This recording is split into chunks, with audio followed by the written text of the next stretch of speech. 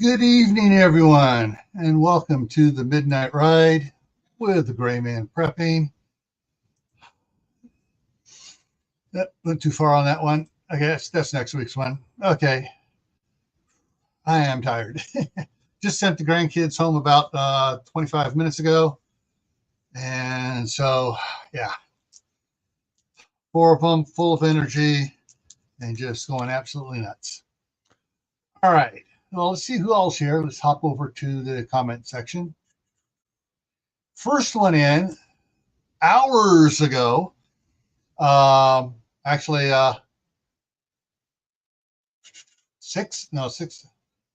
8 hours ago was it's the Marshmallow Man. That's Lewis. Then 3 hours ago was Shady Hill Homestead. Then Walt Rogers came in here. Rebel Canners is in the house. Failing Klein Wolf is in, and okay. And he sent me another $5 Amazon gift card. Because YouTube's when someone gives me a super chat, instead of them just taking 30%, they've been taking 70 to 80% off of every super chat. And they've also been nailing some another really big channel from down in New Zealand. On their last two videos, they took all of their earned income for the first 3 days, gave them zero, and they should have had like $100 or so. Said that many people on there. Anyway, so I've told people just go ahead, instead of doing super chats, just send me an Amazon gift card, because I spend a lot at Amazon anyways. All righty. Next one in was Diana 2. And then Jean Sen, Took by V, Urban Garden Chronicles, welcome. And Walt asked me a question here. How much more? Typo there, Walt. How much more do you need to hit 2,000 subs? And it's 170 more. Then I'll have the 2,000 subscriber giveaway. Steve is here from Corsair Trainers. And Aiden Ear is here from across the pond. Kaylin Strain is here. Tammy Harder's in the house. Gunslinger Outdoors is here. And he just did a great video on a product review of the Gazelle tents. It's I put it about an hour and a half ago, I think it came out. At least that's when I saw it. Glenn is here from How to Garden. Suladine is here from Utah.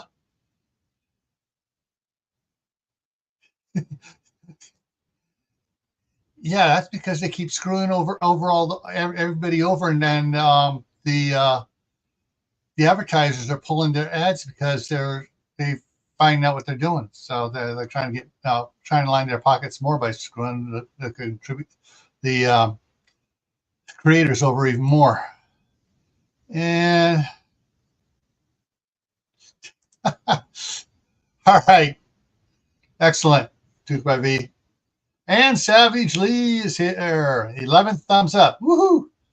And anybody that's out there lurking is fine. We just ask that you do hit the thumbs up and just type in the chat lurking or listening. That way, you're checking in, and it helps make YouTube, say, all right, you say there is another person watching. So, all righty. So, let me get some stuff straightened up here. Anyways, I've been working out here, getting the property set up for getting it winterized, getting some stuff done. I put out a video on that. I also put out a video out for channel members about 6 days ago, and it went public yesterday, I think it was. Anyways, that was on the drive back from the staff sergeant's house. And so, so now you got to look at the Idaho side, and that was in dark when I left to go there. You got it seeing it in the open. And Mark is here from Chef Tech. All righty. I got to get something up here so I can hop into the news here, and then we can get on to the meat of tonight's topic. Continue on what we started off last week, talking about how bad things are going to get before we hit SHTF level of crap. And little lone preppers here. Well, I'll be back there in about, I'm going to look at the calendar. I'll be back there in about 2 weeks. Yeah. So, because I want to be back there for my birthday, get a special birthday present. That's all I'm saying. All righty. There we go. Let's get on down here to the news ones. I got 8 emails here that were deemed worthy to talk about. Worthy or so unworthy to talk about, I had to talk about them. All right, from Epic Newsroom. I didn't see this on any of the mainstream ones I follow. You guys may have seen it, but the Epic Times newsroom sent me this one. Trump asks federal court to intervene in New York case, and if they do, they're going to throw it out. And of course, everybody should have heard what was going on there. Actually, this one has a bunch of things. I want to talk about it. I forgot. Let me get in there. So get into this because this is the one that just sent out. They sent a bunch of things in together. So I'm going to hit the one here first. So the bank employee that was found dead in a cubicle after 4 days. So, or 4 days after clocking in. Thing you got to understand on that, this was not a bank. This was a office, a bank office, where they don't do any bank they don't do general public transactions.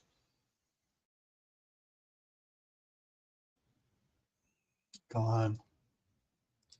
And trying to get, so Wells Fargo employee up on I think it was the 3rd floor. I'm getting into the article here, just trying to, so she in Arizona, in Tempe, Arizona, at the office building, I think she was up on the 3rd floor, clocked in at 7 a.m., early check-in person, and everybody thought she was just busy in her cubicle, head down. So no one bugged her on that Friday. Friday, August 16th. Was found 4 days later when people reported a smell of foul odor in the building. They thought it was a plumbing problem. So on Tuesday, she was pronounced dead a little bit before 5 p.m. So nobody smelled anything on Friday when her body relieved itself when she died. No one was there Saturday or Sunday. Monday, nobody noticed the odor. I think her family's going to demand it, that she gets the overtime, because hey, she didn't clock out till they found her.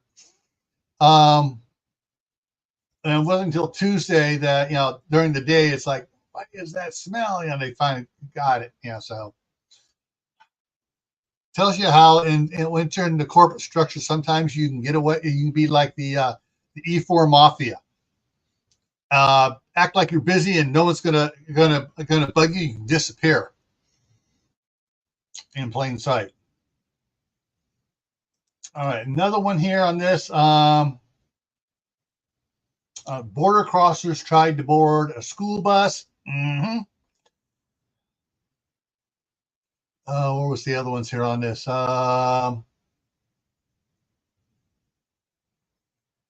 Another one from Southern California. Sunbather was sexually assaulted by a homeless man.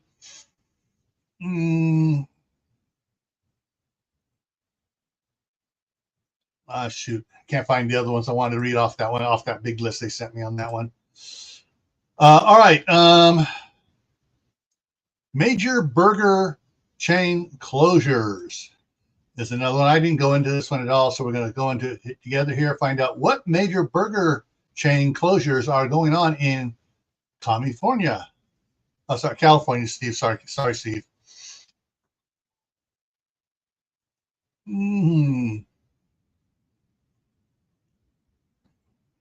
Restaurants were underperforming and were not projected to provide acceptable returns.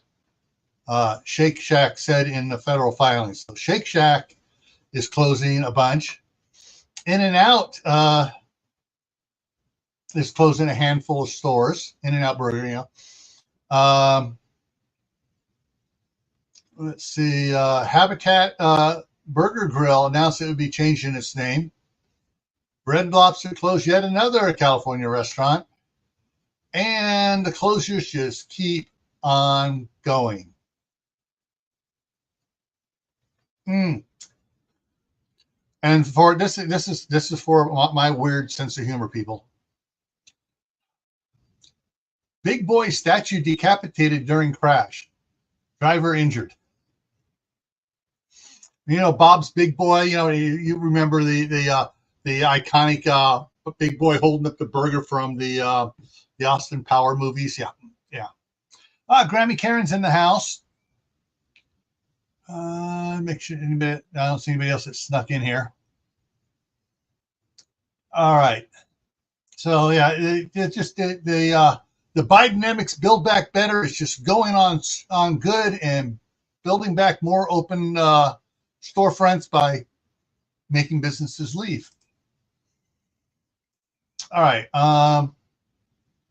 And the University of California at Santa Barbara, for the third year in a row, takes the #1 party university in the nation. Yeah. And then this was back on September 2nd. Walt's motorcade involved in a crash. And, people injured were back in the press van and another van following. So, he wasn't injured. So, anyways. And coming up for the debate for September 10th, this one came out this morning. Camel Toe accepts sorry, I froze there. Camel Toe accepts the microphone rules for the September 10th debate. In other words, if it's not your turn to speak, your microphone is turned off so you can't interrupt. I almost think they ought to let her interrupt and look more the fool. Show her what she really is.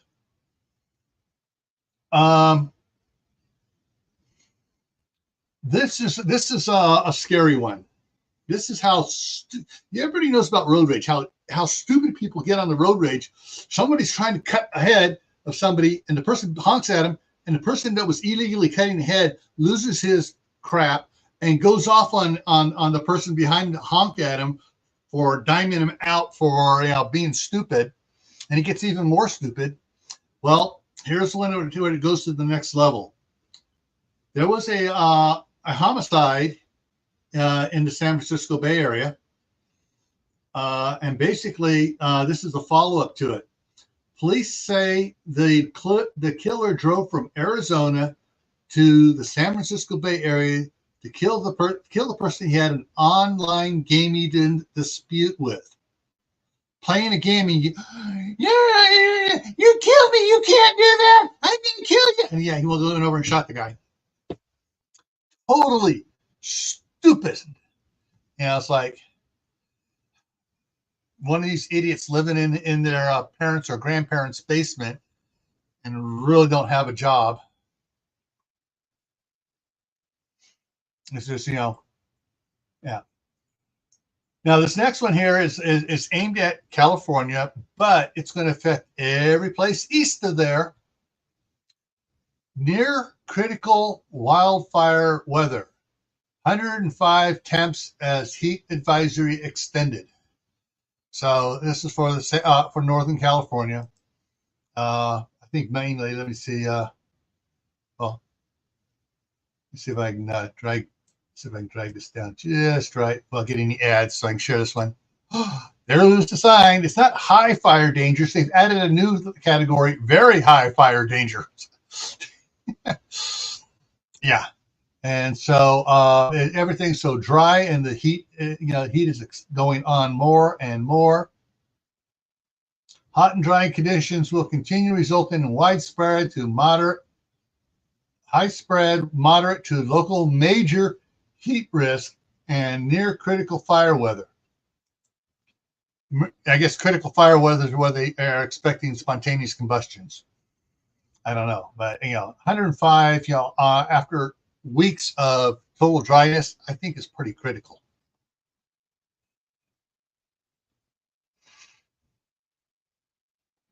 And what Kaylin's put here. Yeah, this is good. This could be make it even worse here, folks. And so let me get in. So the National Weather Service heat advisory for the greater San Francisco Bay Area, previously set to expire tonight, has been extended as the region experiences high temperatures 10 to 20 degrees above normal. The advisory period, which now is extended till 8 p.m. tomorrow night, which will probably be extended again. Forecast temperatures were to remain in the 95 to 105 range, as they have for most of this week. Of course, they don't go into what is temperatures up to 110 are forecast for the Carquinez Strait. Oh, that's right where my the staff sergeant's at, the Carquinez Strait. The Delta, San Joaquin Valley, and the Fairfield Sassoon area, which is on the other side of the Carquinez Strait from the house in Martinez there. Yeah. So yeah, there's and that in that area there where they did 110, it's been a couple of years since it burned, so it's primed to go up like poof, like an old-fashioned photographer where they have the powder of nobody knew, nobody moved, poof, yeah. Yeah, that's the problem. It is a dry heat. All right, so that's that. And that, let me go back here, that's all of the news I thought was worthy to talk about. So get out of that. And nope, nothing else popped up. Oh, public service announcement, folks. You all should have gotten it. You all should have gotten an email from the Social Security Administration if you've have set up your account and everything, so you can track your hour, what your retirement is going to be or is being, and what's going on with it. They're changing the way you log into it. It says you'll no longer be able to sign in to your online Social Security account using your Social Security username and password. To access Social Security online services, including My Social Security, you will need to create a login.gov or an ID.me account. Well, they already made me do that for the being a federal employee. They made me do that prior to my retirement, so I just got to do that. But it can be a little tricky setting up that the login.gov. But from what I hear, it's easier than the ID.me. So, anyways, if you haven't done it, get on it. That way you don't get locked out and have to spend 3 days trying to talk to a real person to get you into the area.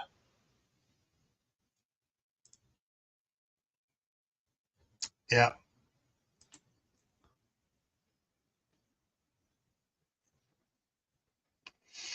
All righty. Let me get that out of the way here and put that. There we go. All right. And one more thing here. Let me get. Yeah. Hate it when it does that. Come on, let's get down to it. There we go. And for going into the what we were talking about last week with the email that was sent to me, the person wanting to discuss it, the how bad is it going to get before we actually reach the level to be classified as HTF or SHTF or all the way to Tawaki? Here we go. I mean, the stupidity of ignorant people is only outdone by the treachery of the educated self-entitled. So the educated self-entitled are, you know who I'm talking about, professional politicians, those who think that they're special because they've become famous or they've become rich. So just by the fact that, oh, I made money, so I must know more than everybody else. And therefore what I want has to go. Yeah. Anyway, so that there is what is something that I thought of here. Let me drop the link here for those who want to come up here. Mark, Steve, Gunslinger, if you want to come up here. Garden State Gardener's here. Hey, Joe, you can come up too. You know, just about anybody in the side chat here. I think you guys have been here long enough. I can trust all of you. So what I've noticed recently, and I think some of you others of you out there have too, because I've seen some people commenting on it on either on they doing their own video or commenting about it on somebody else's video. Yeah. Here's Mark. Hey, Mark. Oh shoot! I forgot the picture. It's a couch potato. Let me put my better one on there. Yeah. There you go. I like this one. I beat Anna. Yeah. Oh.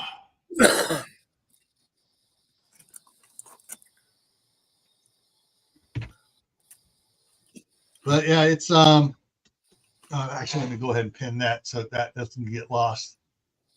Pin that message. There we go.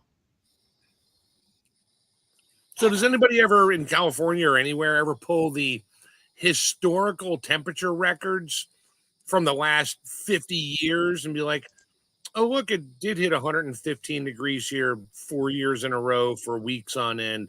And that was in the 70s. Huh. Yeah. That must have been the ozone layer causing that one. Yeah.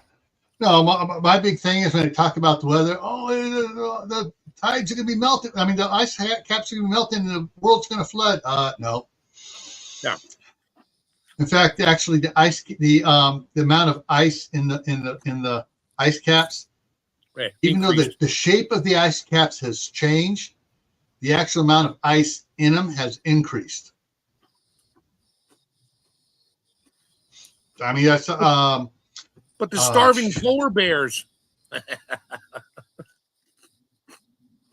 That's just part of the changing shape of it.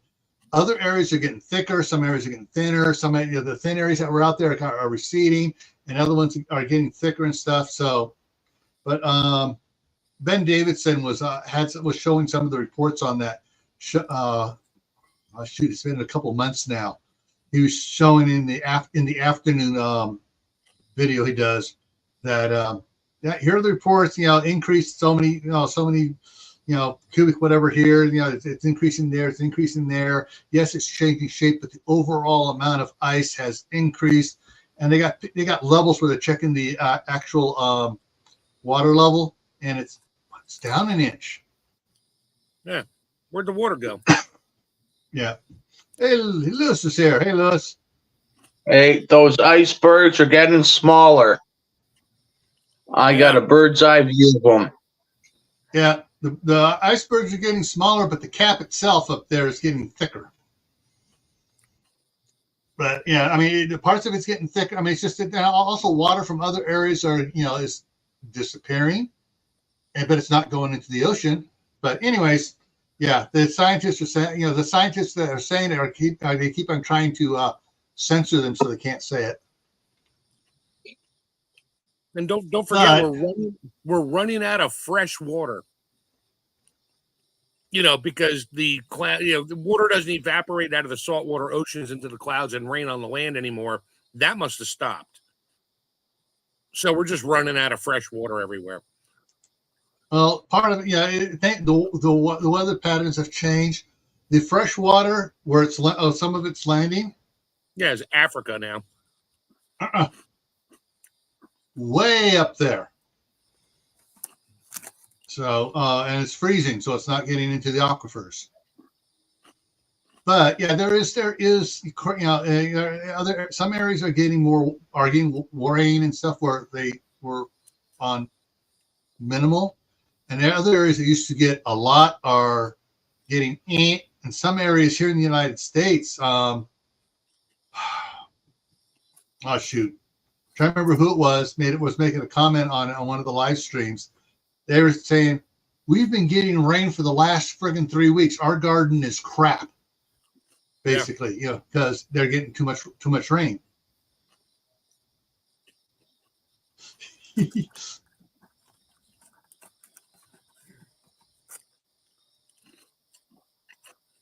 Exactly. Yeah.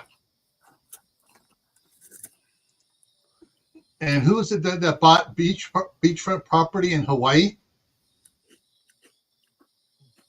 Oh, one of those multi-billionaires.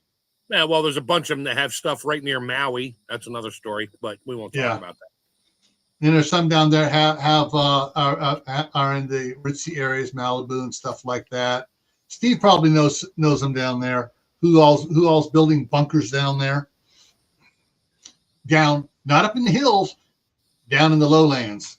Yeah, what's his name from Facebook? Yeah, Zuckerbucks. Yeah, Zuckerturd.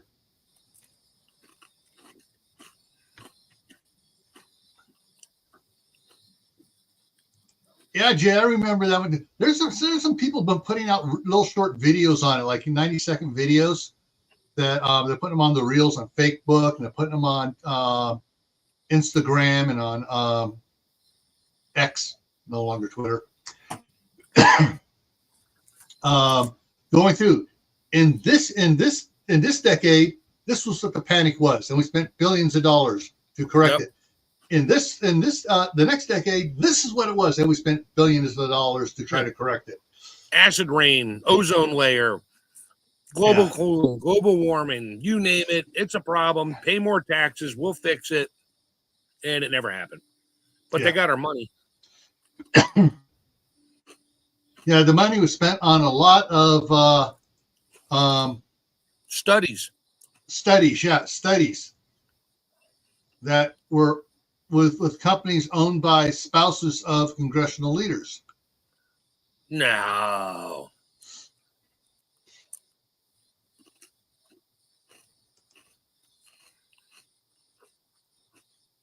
Yeah.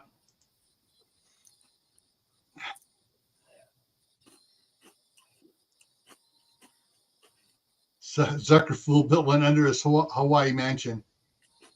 You know what's funny?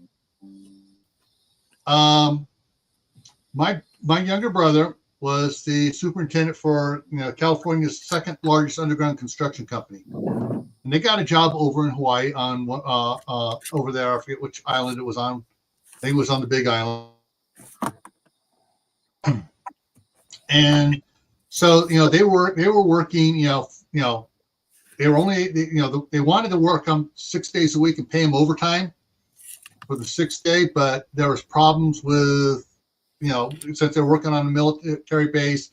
Now you're only going to work Monday through Friday. So during the weekends, they were out touring around, checking out the sites, being the super tourists, and they found several World War II up in the hills, bunkers up in the hills with big steel doors and stuff on it that have been bought by private citizens over there. And they were driving around. They found one guy was just getting home. They apologized. Oh, sorry, we didn't realize it was a dead end. We didn't know it was private residence. We're just they were talking to him. And my brother can schmooze just about anybody. The guy invited them in, 3 of them in for a tour. And it's like the door's big old garage. I mean, it's like you park a couple 5-ton trucks in there. and then it goes to another door into it, and then you go the one part of it, and it has steel things that open up for the windows, and you're looking out over the one of the bays. Yeah.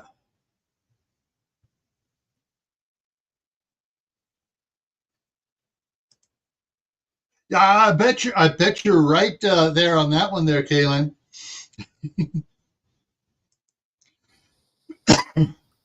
Yeah, I don't think Atlas shipped their stuff down there. Yeah. And Shawnee's here as well too. Yeah, gas prices went down this since I went to back to see the staff sergeant, and when I gassed up this week, it was like, oh wow, it dropped 8 cents. Well, so the election must be right around the corner. Yeah.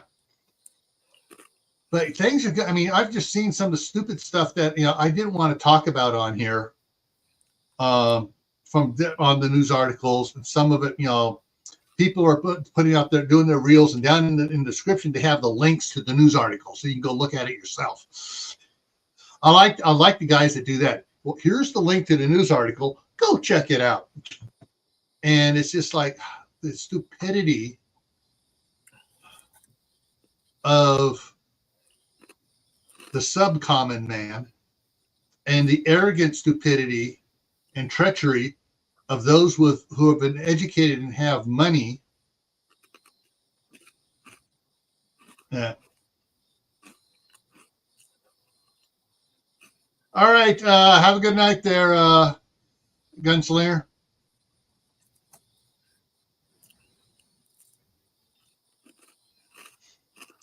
What was this? A guy made an independent movie called 20 Minutes based on false alarm that happened in Hawaii a few years ago.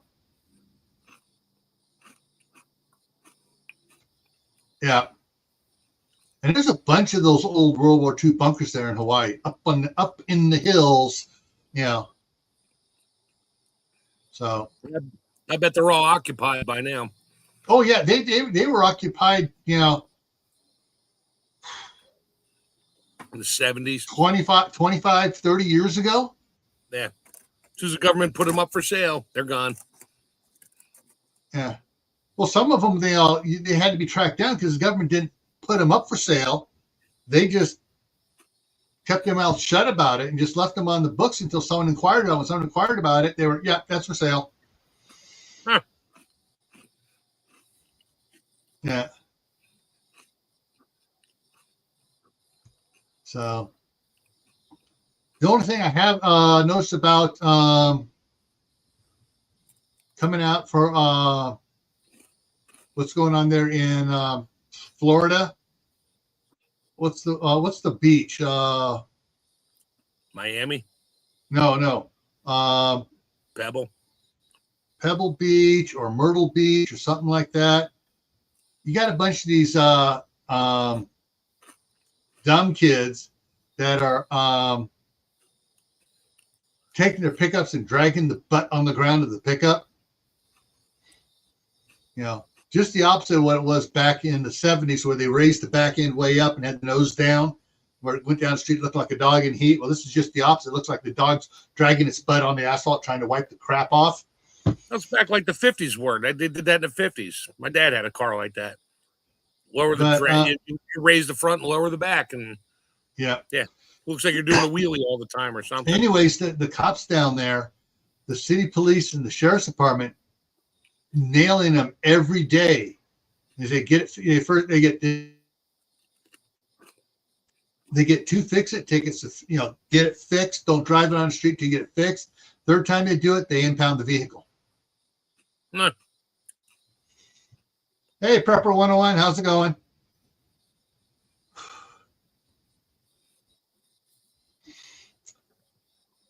Yeah, Jay, that's what a bunch of them were saying. That's what a bunch of them were saying down there. Son of a beach. Yeah.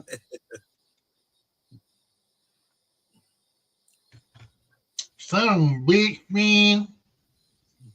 I gotta get my Bermuda shorts on now to go down there to the sand.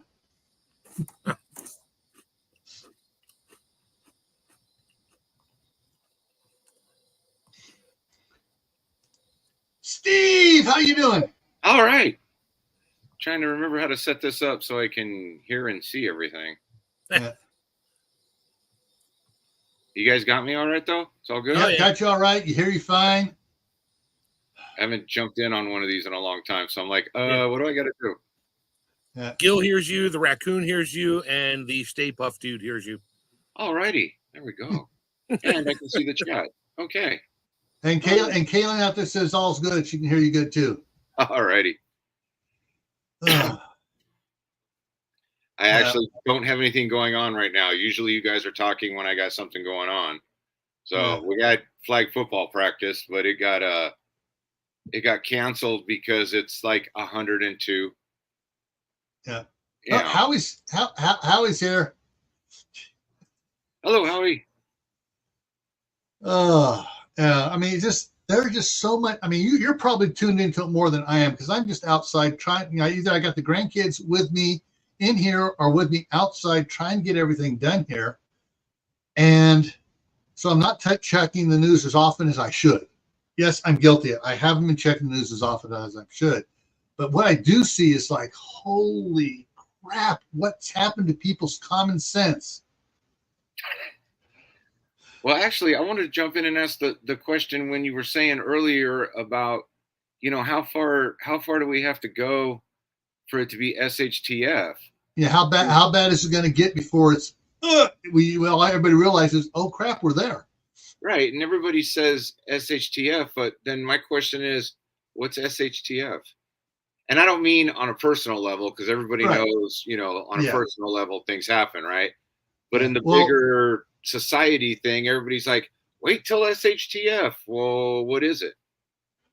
Well, I know back in the 70s, I stumbled into a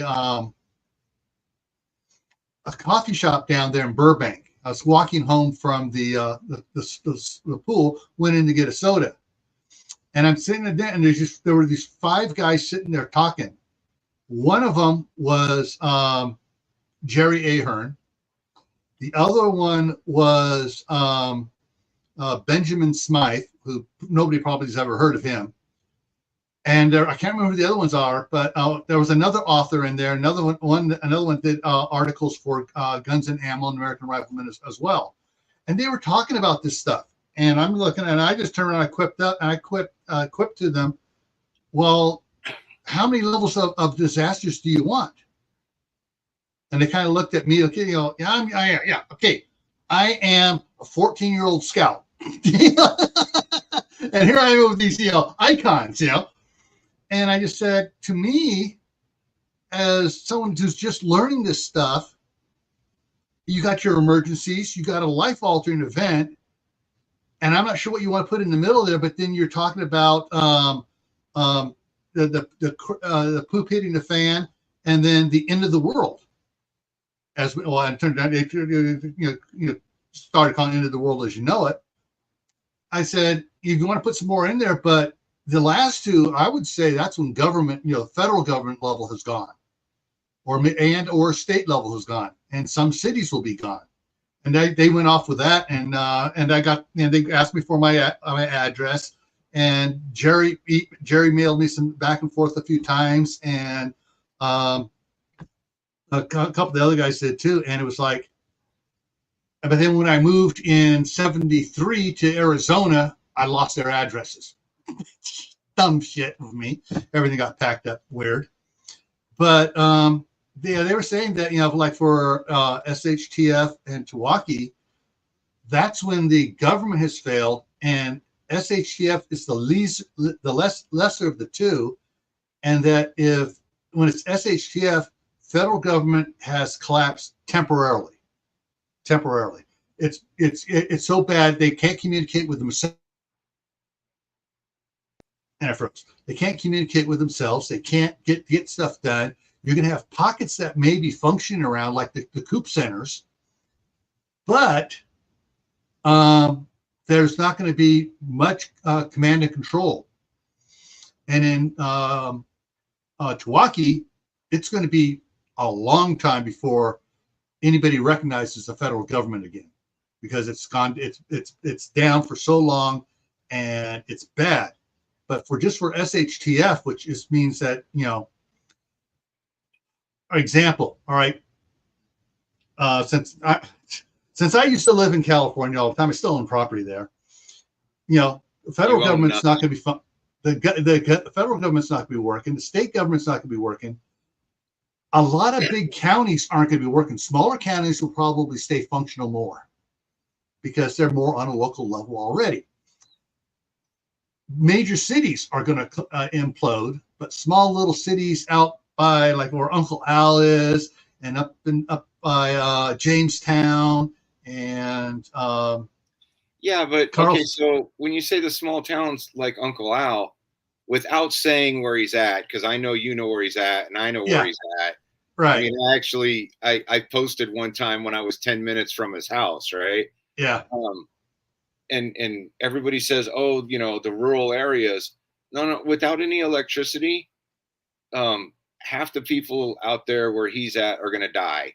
Yeah. With no AC, no refrigeration. Like, they grow food out there, but there'll be 10 miles of lettuce and not one fruit tree, right? Yeah. And, they say, oh, well, I'll hunt and I'll do this. That. No, you won't, because not where he's at. That's where all the crops are. So all those things have been moved away, right? Yeah. So, I mean, to kind of go back to the question, I get what you're saying, but that's like government focused, right? Yeah. And you and I might think that way because we know what the deal is with all that going on, right?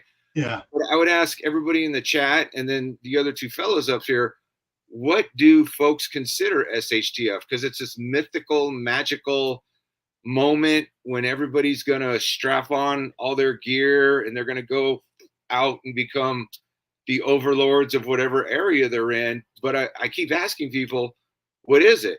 And nobody has an answer. You know what I mean? So I don't know. And that's going to be a part of the thing. So some people are going to say, "Oh, it's SHTF now," and not realizing we're not there yet. No, and they're going to get in big trouble. It's different everywhere. I mean, there is no one definition of it, unfortunately. Although, the movies tell us otherwise. Instant collapse, instant warrior mode, instant zombie apocalypse. You pick the movie. That's what everybody thinks it's going to be. And no, it's going to be slow and then quick, and then nobody's really going to understand what's going on. And governments, although I think our government's currently on just autopilot right now and whatever, but there is no real definition for when the SHTF. And Tawaki, the Tawaki is after SHTF if nothing gets better, and it may be quick after that.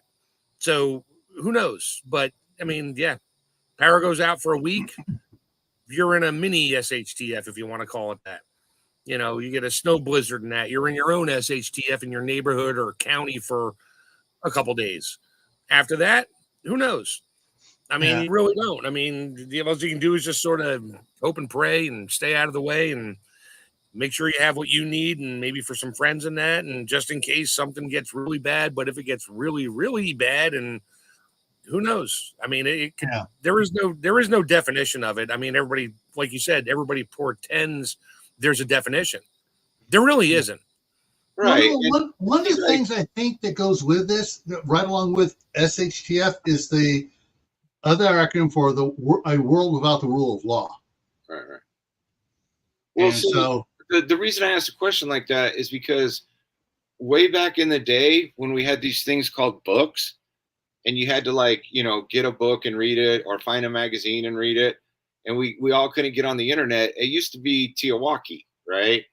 And everybody had kind of a definition for that. Was the asteroid hits, the CME, that big class. I can't say the damn word. Yeah, I got it. Yeah. That everybody knows. Gil, you know how to pick them. Yeah, cataclysmic. There you go. And everybody knows, okay, it's game on now, right? It's game on. But then it seems everybody's watered it down, right, to this mythical SHTF. So everybody's waiting for that moment to prove that they've got the knowledge and the skills, and they got all the gear and everything, they thought of's right. But then, okay, well, what is that moment? And I know I'm kind of repeating the question, because if I have an incident out here, but it doesn't affect you people in the flyover worthless states, then it's not SHTF to you guys, but it is to us out here, right? And yes, I'm being insulting on purpose. For you guys that don't know, I live in Southern California. Oh, I'm on I was born in Glendale. And kicked out. I'm on the east side, so I'm in landing country, not flyover country. They all land here near all the major DC airports. And eight is saying where I was trying to go with this once people started to say what they defined it as. So do we look at SHTF as in, like, right now I'm on fire watch because we've had, like Gil was saying, such dry weather. It was 102 today. They sent us a notice because I'm tapped into what the government will tell me about the weather and everything, right?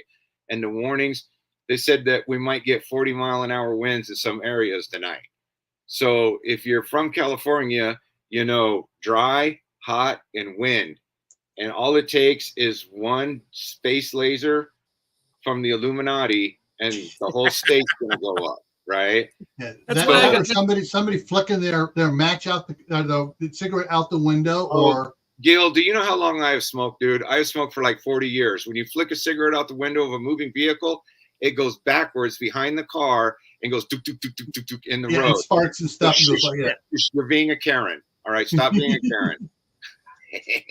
So my question, and the reason I'm saying that is because nobody can say what SHTF is, right? Because personally, I would say we're in one right now. And people go, what?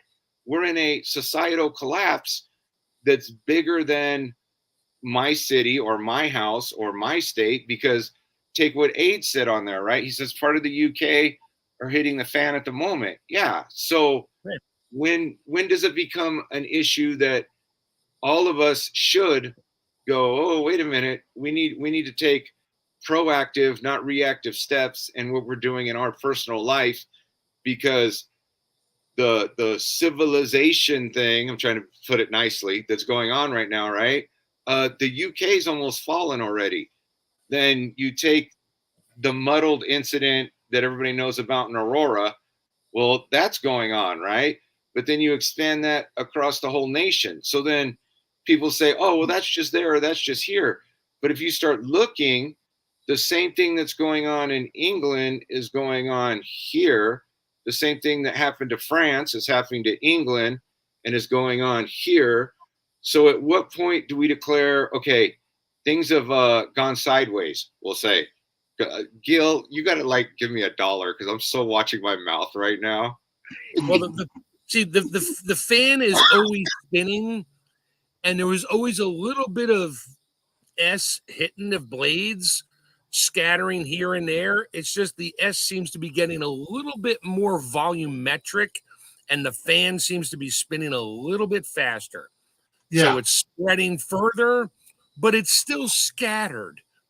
And nobody's going to see it. You know, they see it like yourself. You're out, you're in Firewatch. You're seeing that part of it. Yeah, I'm out here on the east side. I'm seeing other things out here that I won't talk about on Gil's channel. And I'd rather not, because I'm working my way westward, so to speak, and a little bit north out into areas where my nearest neighbor is like, you know, a half a mile to a mile away. And I only have 3 of them. So, yeah, and I can see what's coming, what's going. Donates $1 a quarter. Yeah, here we go. Buy him a cup of coffee. Anyway. Yeah, it's hitting. Nobody really sees it. Some of us are literally been kind of preparing. You know, the Boy Scout motto kicks in. Oh, yeah, be prepared. Yeah, I was a Boy Scout. And that kind of stuck, and I'm in my 50s, and yeah, that's where I am. I've always been like that. I was always thinking about stuff like this growing up, and I've just never stopped. And I just have a little bit more and a little bit more every day, every year. And just in case something should go absolutely sideways, at least I know I have a fighting chance. I'm not the warrior going to throw on the leather jacket and drive around in my Mad Max mobile and all that stuff. No, I'm just going to be trying to survive. I'll wait and see what happens. But will I get involved in other stuff? I might. depending on how close to home it hits. Other than that, no, we can't never really know until you're not going to know when the SHTF happens until Milwaukee happens. It's like, oh, I guess I missed the crap hitting the fan because here we are at this mode and there's nothing left. I mean, that's where it's going to go, or government, whatever you want to call it, will take control or do their thing. And I think Steve and I kind of understand what we're both thinking about here right now. And yeah, there's a lot going on that we can't talk about. We don't want to talk about. We see it, and sooner or later, there we are. Okay. So Jay's asking a question. Could preppers be getting saturated with things going wrong, but keep ratcheting up the level of bad just so they can shrug their shoulders? I was reading that. I don't get what you're saying, Jay. Yeah, kind of. I think it's like, everybody's that is looking is getting saturated with input of things going wrong. But okay, all right, no, it needs to be a higher level. It needs to be a higher level. It needs to be a higher level. And so they're just like, it's not there yet. It's not there yet. Kind of I don't know. That's what I'm thinking. As in, it never arrives, so they never have to do anything. I don't know. Because that's honestly where I was going to end up going with all this, is that there's so many preppers that okay, now I get what Jay's saying. Yeah, it's never going to find that mythical, magical SHTF, right?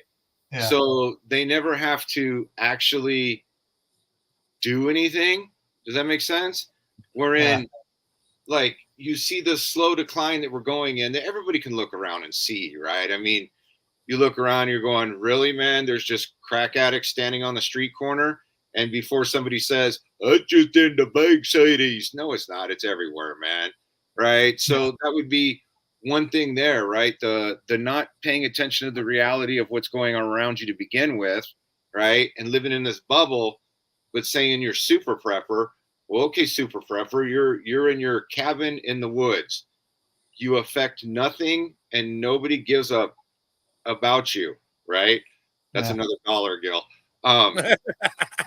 So my thing would be is like, okay, if we see this group, this big group thing happening as preppers, shouldn't we be doing our little part where we're at instead of sitting around just bumping our gums? I'm so trying not to cuss right now.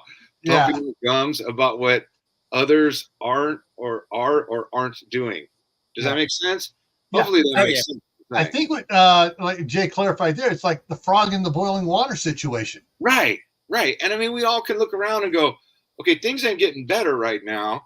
Yeah. So if you're, and I'm mulling this around in my head while I'm saying it, if you're a prepper and your goal is to survive and make things better, but you never hit the SHTF where you start doing that because your definition is so far gone that it's never going to happen, right? Mm-hmm. How about we start telling people, hey guys, right now, why don't you fix things? Right now, why don't you do things? Why don't you do things so that private SHTF doesn't happen? And then you do that thing where your cul-de-sac doesn't happen, or the people on your street, it doesn't happen. And start being proactive instead of reactive, couch sitting, Cheeto eating, Bud Light drinking.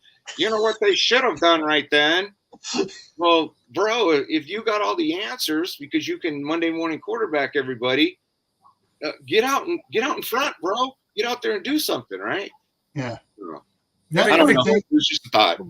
I mean, that's one of the things that finally Oh, sorry, Gil. Yeah. Well, that's one of the things that finally is it's hit the level with the wife. And she was saying, she used to say, we're not going to get a freeze dryer until after I'm up there. We've been gardening, and then we can go over to April's, because she said we can use hers to see if we like it and stuff. She's now talking about, we need to be getting a freeze dryer sooner than later before I get up there. And she wants to start putting away more stuff and start doing more now. And it's one of those. That's because you let her watch my freeze dried scrambled egg video. That's what you did. No, actually, she was listening in on one of the other ones when you were talking about freeze drying stuff, but also with she's listening on a couple of the other ones there, and she's saying that and looking around, she works for a property management company, and she has accounts up in Seattle, down in Beverly Hills, in Las Vegas, in San Francisco, and places all in between, and she is just she gets all the stuff, all the information, all the data in from the property manager on site. She does all the reports, the budgeting, and all that other stuff. Puts out the reports to the client. And in that, one of the things she's always talking to me about is the idiots in in one of the UCs, because they do all the housing there, on campus housing, for both students and staff that are living on, faculty members that are living on site there. And she goes, these people are some of the most entitled Adam Henrys that you've ever seen, whining about every little thing. And she wants to crawl through the phone and slap people. and she goes, it's,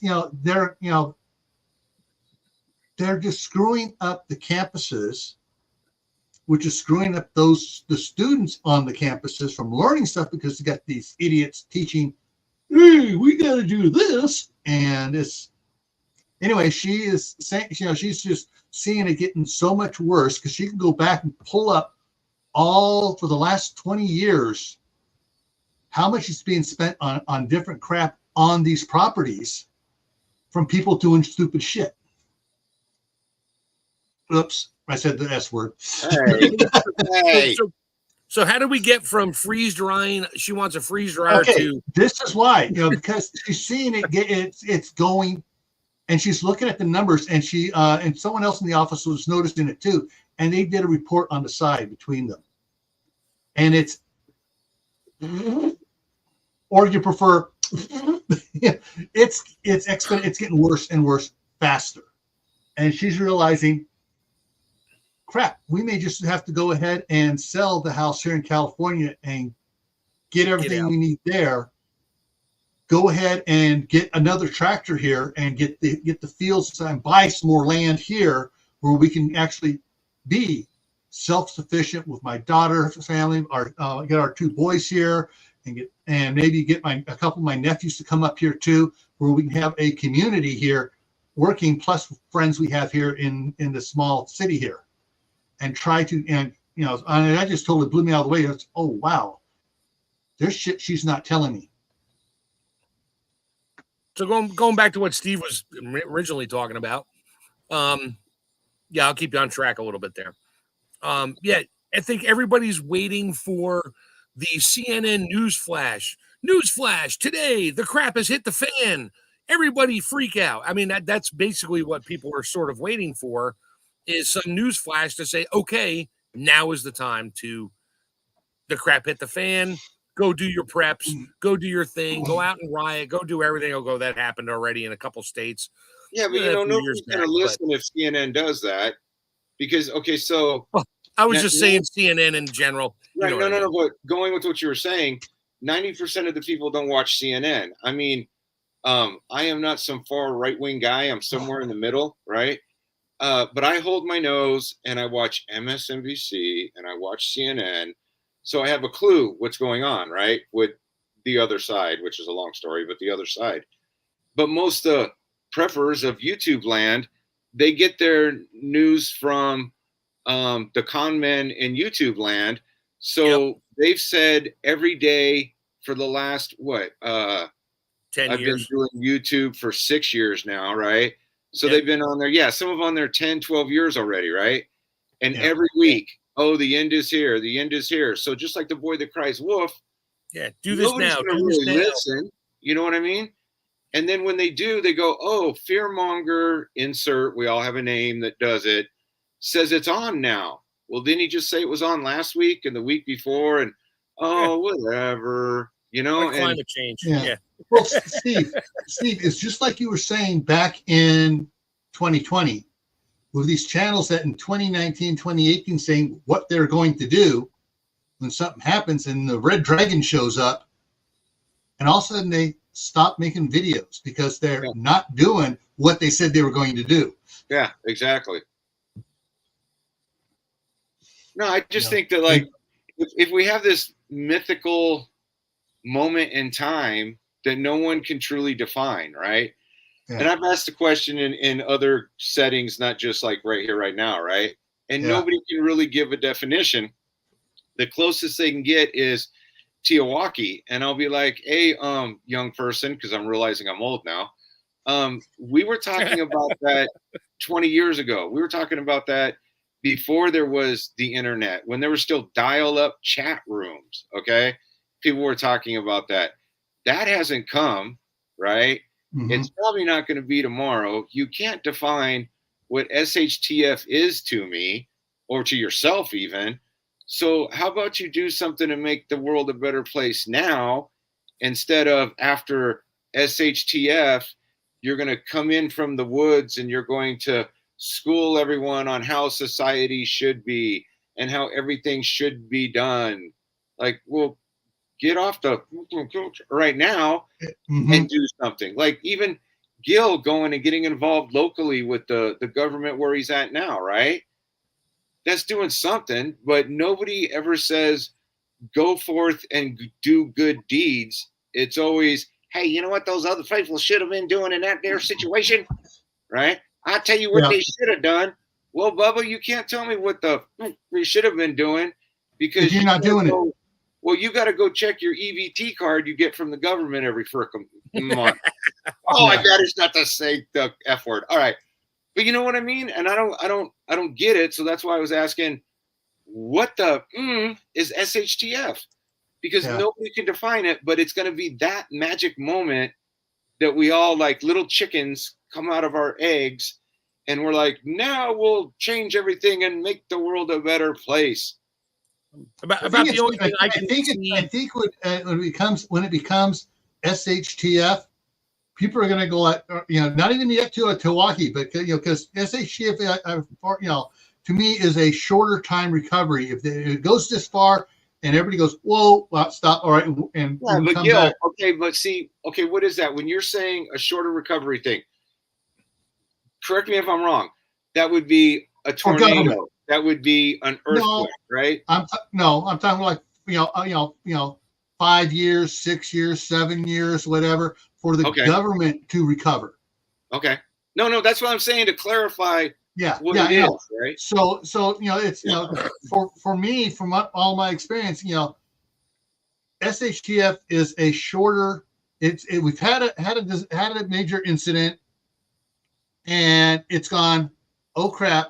Government, counties, states, and stuff. Government, failed.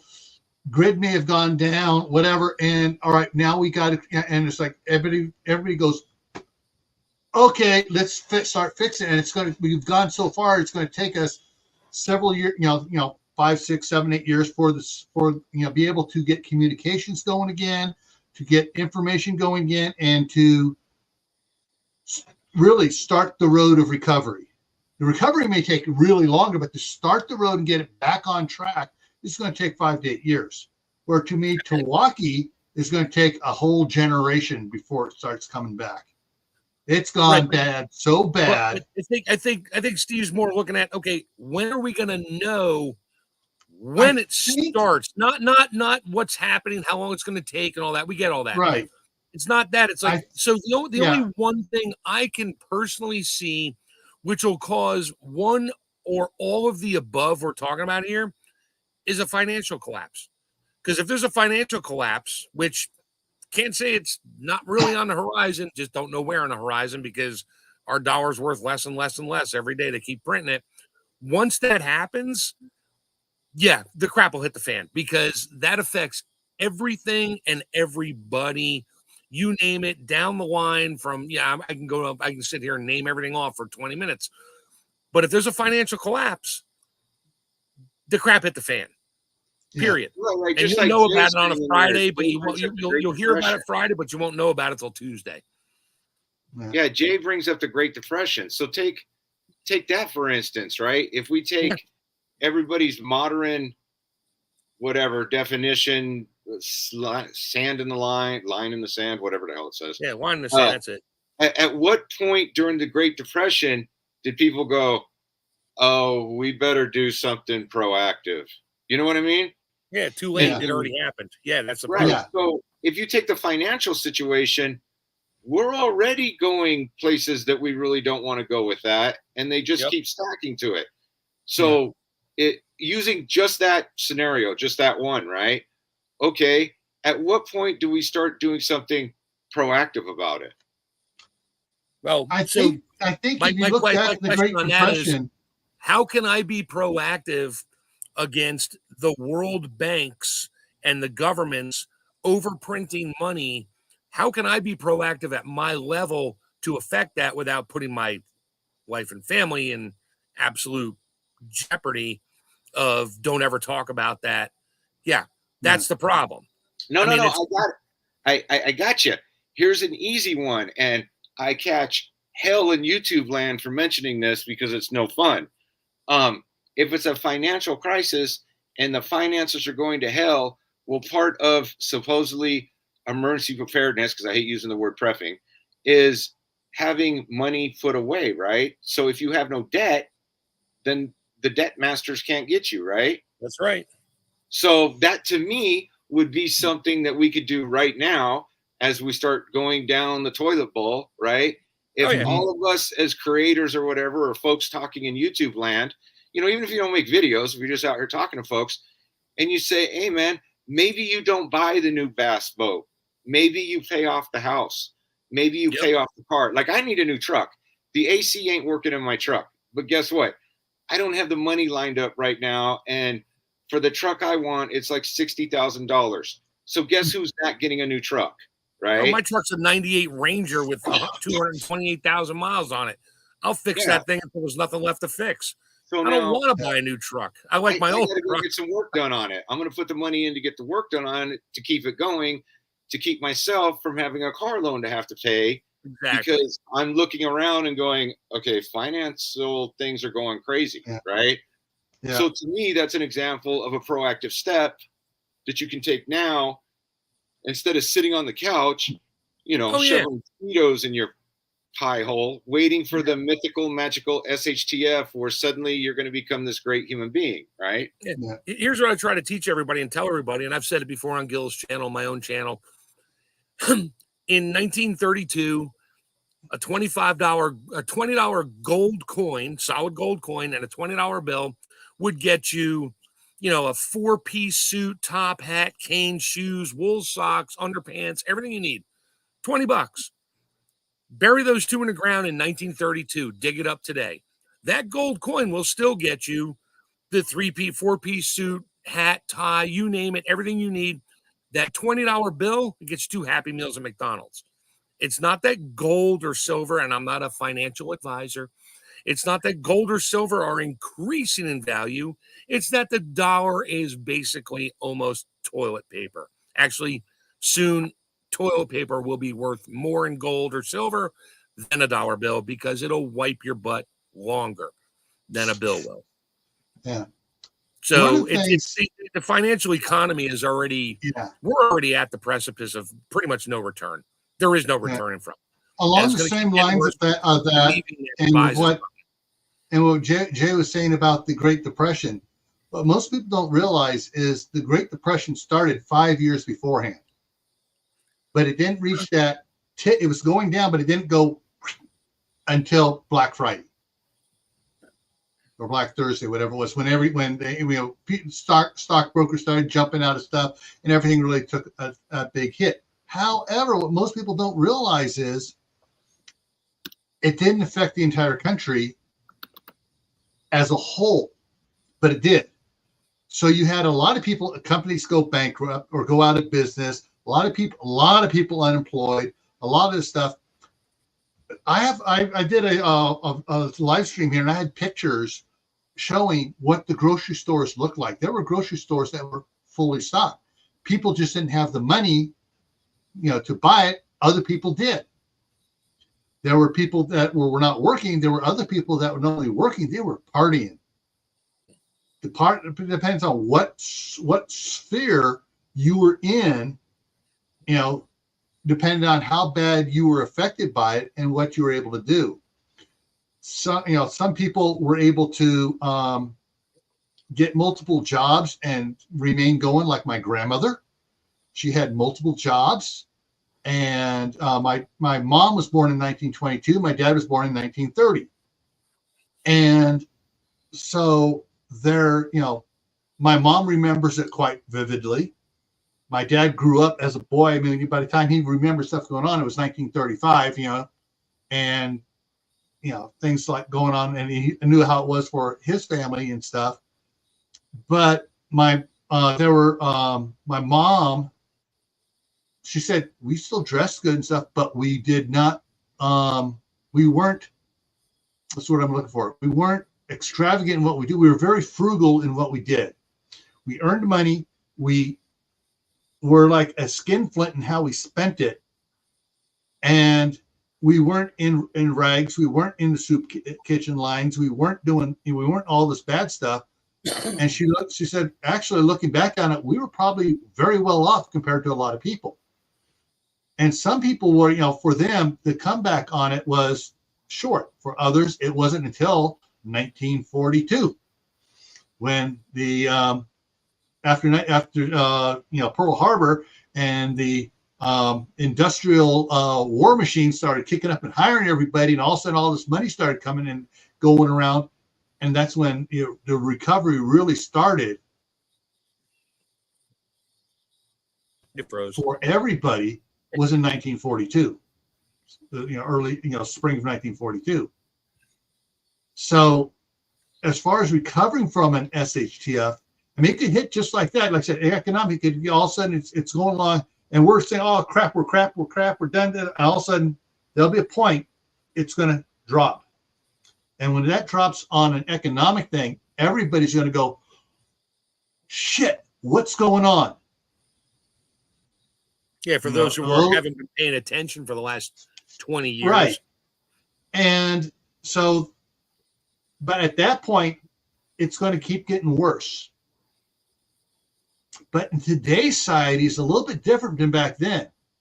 Because if we have an economic collapse, you're going to have a lot more, there's a lot more white collar jobs than there are blue collar jobs. That's a problem. Comparison. And that's a major problem. I mean, go listen. Mike Rowe is great talking about this stuff. And it's going to be one of those things is that when it happens, all of a sudden you're going to have more people out. And then, but your thing is you're going to have problems in the banking sector with credit cards, with everything else, with people being overextended, banks trying to foreclose on, trying to get money by foreclosing on properties and stuff, people being evicted that normally wouldn't be evicted. And what's going to happen is you're going to have blue collar people being affected where they can't go repair the power lines, keep the generators at the plants, the power production plants going. You can have, you're going to have things start falling down that way. And when that infrastructure starts falling apart, if the government doesn't act fast enough, it's going to get even worse for everybody. And of course, then the other big, we're kind of at that point with some of what you were saying just now. Yeah, we're getting there. But here's the right now that the credit cards are maxed and they can't get anything done. And when the people with money can't hire the other guys to come, fix the plumbing, do the electrical, well, then they start filling it.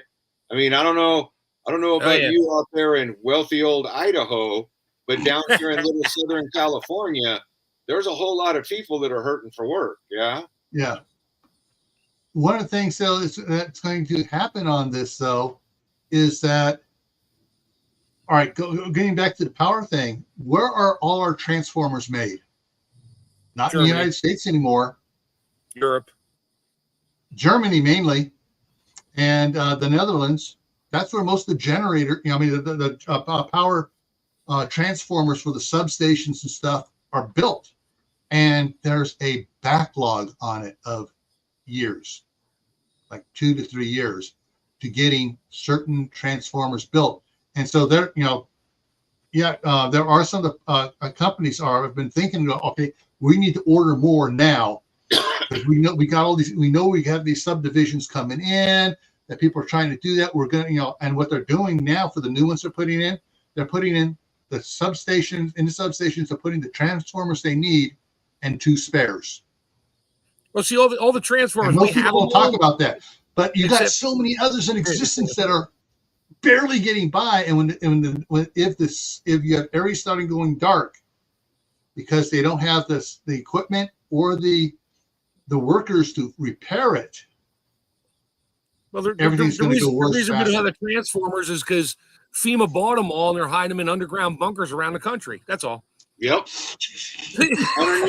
underneath all the FEMA camps. That's right. Yeah. But even then, Gil, for people in other countries, I mean, literally just go south of us, any direction south. The power being on, off, maybe brownouts, whatever, is normal. So would that define for us? Would that define the mythical, magical SHTF? Would the banks not opening on Monday be SHTF? You know what I mean? Yeah, I know exactly what you mean. People like me, if the banks don't open, okay, cool. Yes, I have stuff. Let's say I don't, right? And I live in evil California, and I'm in Southern California. Hey, and just for the record, I want everyone to know the downfall of Western civilization comes from San Francisco, which is in Northern California. Berkeley. Shut up, Gil. Everybody connected to Northern California is a hippie and a commie, and it's their fault. The end of the world's coming. And I don't hear no excuses out of you, Gil. All right, that's how they're viewed here in California. Sorry. So now the banks go down. I can't go to Carl's Jr. because I don't have any money. So that's from going what you're saying. That's the magic line. It's SHTF for me, but it's not for you guys. So again, when does it become a group, the magical group SHTF, and all the hillbillies come out of the woods and they fix the whole world for everybody? Yeah, that's the thing. Is I don't think we'll know until it happens. Until you're not going to know what it is until something happens. Yeah, it's going to be like, all right, we can't say what it is, but once it happens, we'll be going, it has happened. And we won't know. We can't tell what that is now because we don't know when that magic moment, like you say, is going to happen. Yeah, we won't realize it until the light bulb goes on in our own head. Yeah, we just keep hearing everything. A meteor is going to hit maybe next year, maybe in 2035. Oh, look, this meteor just went past. Now it's slated to hit again. Wait, that was like the last 5 times. So we got meteor hits. We got power outages. We got millions of things that could fail and go bad and create Tawaki and shit hit the fan, or excuse me. Well, now, Tawaki's different than SHTF, right? Because Tawaki is something we all know, right? Yeah, that's macro. Yeah. So then I would propose, just to piss off more people, because I so enjoy doing it. And I enjoy watching it. You're not pissing me off because I'm right there with you, buddy. It seems to be SHTF, this mythical, magical moment where we're going to be we, like all you guys and me that have been declared the enemy by other people, right? We're all going to come forth and do something, but nobody can define when that moment is. If I live behind the enemy lines in California, nobody else gives a shit, right? They're like, oh, whatever, and we can't do nothing for you. Yeah, you can. That's what's called the federal government, but that's a whole nother story, right?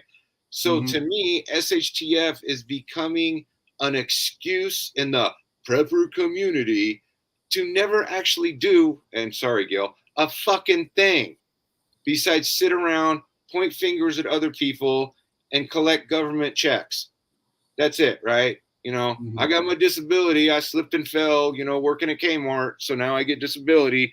But let me tell you, when SHTF comes, I'm going to be the overlord of the universe. And like I said, I've asked this question in other groups, and it's never.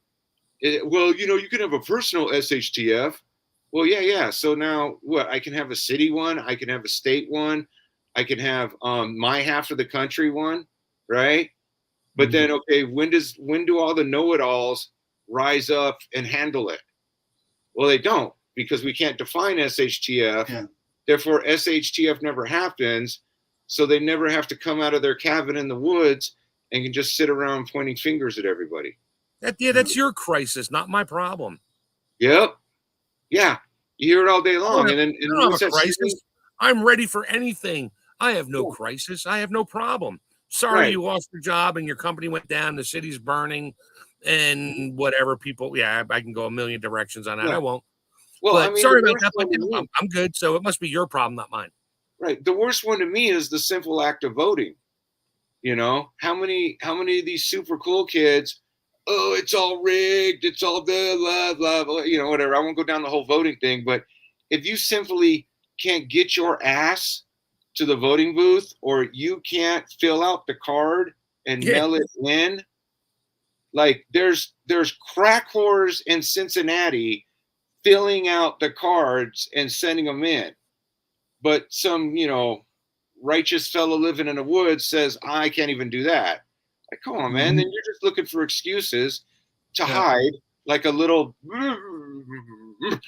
So that's what I tell my kids. I'm like, you didn't vote. You have no reason to bitch about anything about the government. Exactly. Yeah. Sorry. Yeah. You got nothing. But no, there is no but.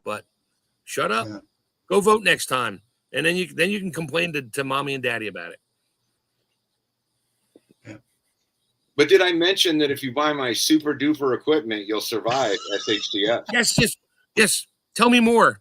But wait, there is more, isn't it? Is there more? Please tell me there's more. Yes. Just for $49.99 a month, you can get in a private circle with me and we can all jerk.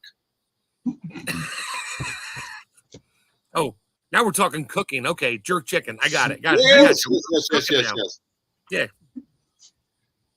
I'll try to keep you on the straight and narrow here as best I can. I don't get it, guys. I'm sorry. Like I said, when Gil said this is what the conversation was going to be about tonight, I'm like, okay, but can we define, what an SHTF is? And then, I knew where I was going with it from there, because I made a mistake. And I'm not going to say names because, you're not supposed to punch up. And this is why nobody likes you in YouTube land, because you're an asshole, whatever. I made the mistake of checking in on a douchebag to see what he was saying about the Colorado thing, right? And of course, he knew absolutely nothing about it. He's a fucking moron and a con man. But I'm just thinking, like, man, all these dudes do nowadays in the community is talk about the news, tell you to buy some stuff from them. I didn't say it. Buy some stuff from them or their affiliate, right? When's the last time, besides a very small percentage of us in the community, actually put out any useful information?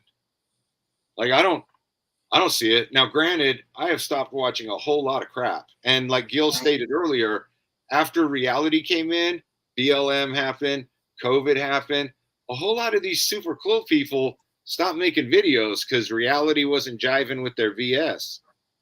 But they had to plan how they were going to say, oh, well, I didn't do it because it really wasn't a pandemic. Yeah. I don't know.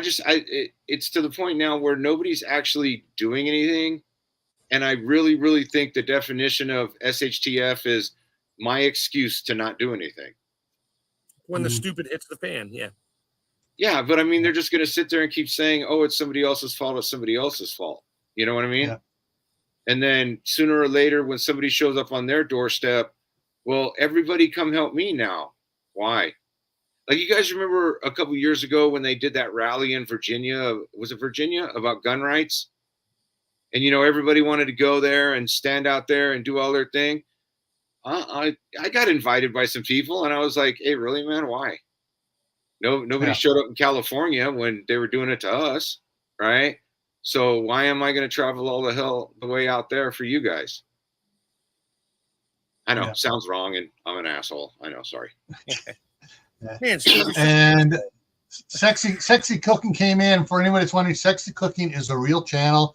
They got over 100 cooking videos. I mean, it's real. That is not a troll. That is a real good channel. You don't want someone hitting them with a wrench, but yeah. Steve, you're so right on a lot of this. And the thing is, it's like it's going to be different. I mean, for SHTF, yeah, it's going to be saying it's the magic line, the magic time is shifting, moving, quantum flux, and yeah, I can't say this is when it's actually going to happen on this, but all I know is that there are certain events if they're going to be domino effect.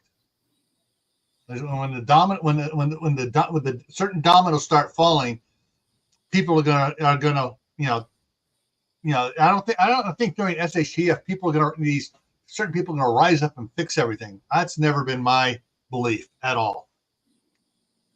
But it's one of those things where if things start falling, boom, boom, boom, boom, boom, people are gonna realize, oh crap, it's too late for me to get everything I needed to get. I should have gotten it before. I didn't need to go on that cruise. I didn't need to go on that cruise to Alaska. I just take that $5,000 and put it into something more productive. Yeah, like toilet paper. And bottled water. Yeah. Yeah, but I guess it would be more helpful than that cruise. I would narrow that down, Gil, to and I keep doing this because it so annoys me when I hear this community thing and there's just a bunch of con men and idiots. I think the people in the community need to start going, hey man, that's great that you know the secrets of the Illuminati. How do I start paying my bills? Where is some cheap land to buy? You know what I mean? Like you say, in my favorite. How do I grow a garden? Yeah. Exactly. Yeah. Because that's those are the channels I still watch because I'm still trying to do something besides grow rocks in my backyard. I am trying to get the staff sergeant to do videos on budgeting. That's her job. I'm trying to get her to do videos on budgets, doing budgets and stuff like that. I can tell you what she did for us. When we got married, I bought the house the year before. I had a 30-year loan on it. She once she saw my finances, she goes, "Okay, I'm taking over." I'm going, "Okay." And 2 years later, she goes, "Oh, I just got a great interest rate on my 30-year loan. I was paying $1,002 a month on the loan. She got it refinanced for points less, interest points less, and shortened it from a 30-year to a 15-year, and only cost us $58 a month more. However, once she was paying that $58 froze. Once she was paying the $58 more, then she started throwing more money at it, at the principal only. We stopped. When we first got married, before kids, we used to go out to the movie theaters twice a week. We used to go out to dinner 3 times a week. What's your favorite restaurant? What's my favorite restaurant? What is both of ours favorite restaurant? And we'd go out to different restaurants. First time kids came along, restaurants are maybe once a month. And because we had extra kid expenses and she had the budget out there and we had to reassign from partying to responsibility. But the financial system will collapse next week, and that's not going to matter. Only food's going to matter. Yeah. And there were several things like that we looked at, and she slapped me in the back of the head many times, like Gibbs on NCIS, wake up, and got me to stop burning money through my pockets and everything else and start saving more money. Yeah, so we actually wound up paying off the house on that 15-year loan, like 12 and a half years. Got the house paid off. I bought before we got married a T-Bird dummy, a brand new T-Bird. The year after we got married, traded the T-Bird in and got a 1-ton pickup because I was using that. I could use that at work, and I got a little extra kickback from work for using my truck at work. But I think, and then she bought a van in 2002, a Toyota Sienna, because we had kids. So she bought a Toyota Sienna. Those are the only new vehicles we bought. Every other vehicle we've gotten has been used. It doesn't have to be new. And actually, on my Toyota Tundra, when we bought it, it was pay this much or that or this much with no finance or with no interest. Well, we took no interest, and she started paying it off because there's no interest on it, and it was paid off in a couple of years. And there was, the Toyota Tundra was used. It was 2 years old when we bought it. So where are we going with this conversation, Gil?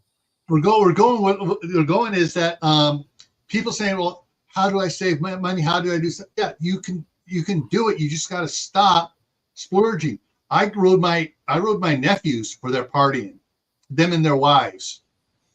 All right, because they're talking about, well, you don't have money to prep. And I go, how much are you spending going out drinking beer? As you post on Facebook and stuff every Friday and Saturday. How much are you spending?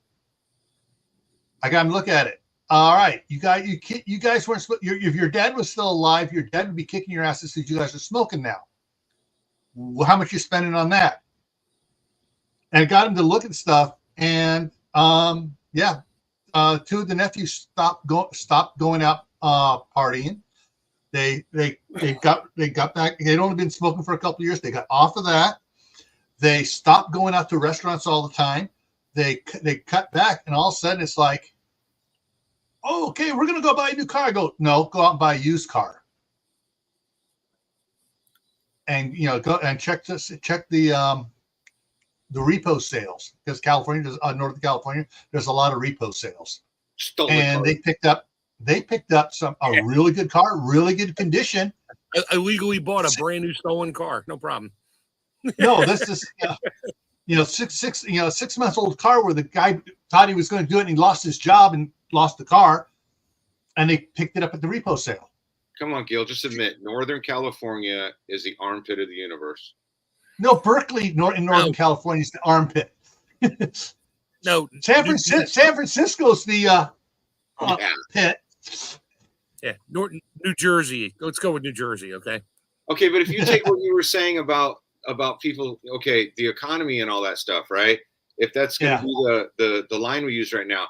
So in the illustrious community, if you bring up gold, silver, stocks, bonds, any sort of investing, right? Everybody shits on you.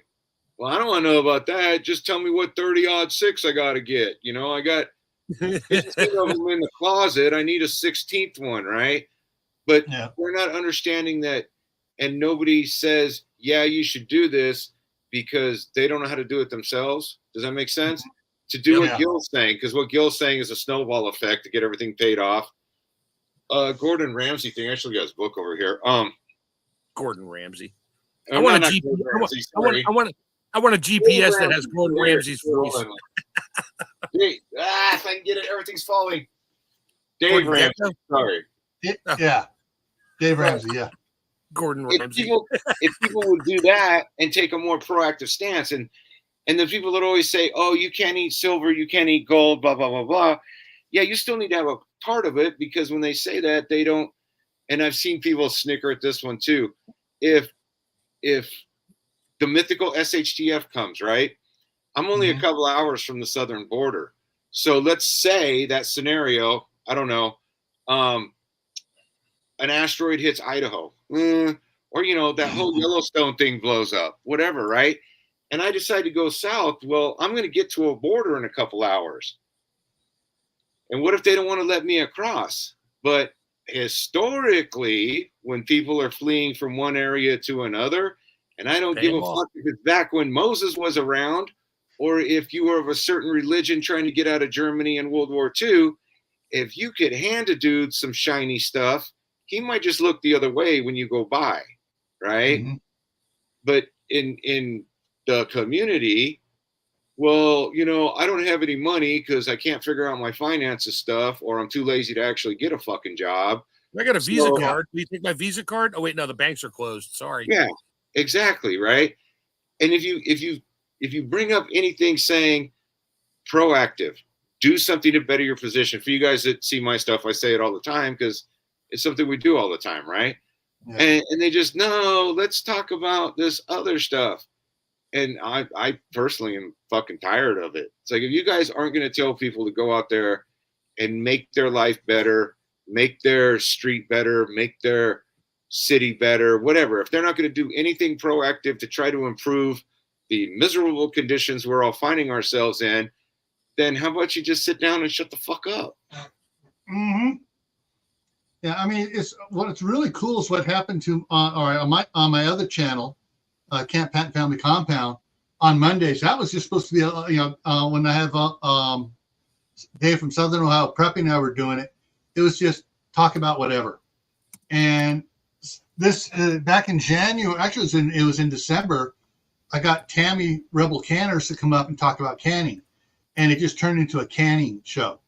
Talk about canning, and then when she's not there, Mark talks about the freeze drying. We're talking about food preparation and preserving food and stuff. And that, to me, that is one of the ones of trying to help everybody else. Hey, it's not so bad to can. It's easy. You can can this, you can can that. And it's like Tammy put out a little short today, and she's starting to do these shorts now on can you can frozen food? Yeah, you can take frozen food out of the freezer, do it up, and can it. And she's going to talk about canning stuff like that. It's like, all right, tomorrow we're talking about food processing skills on the Friday night on the homestead.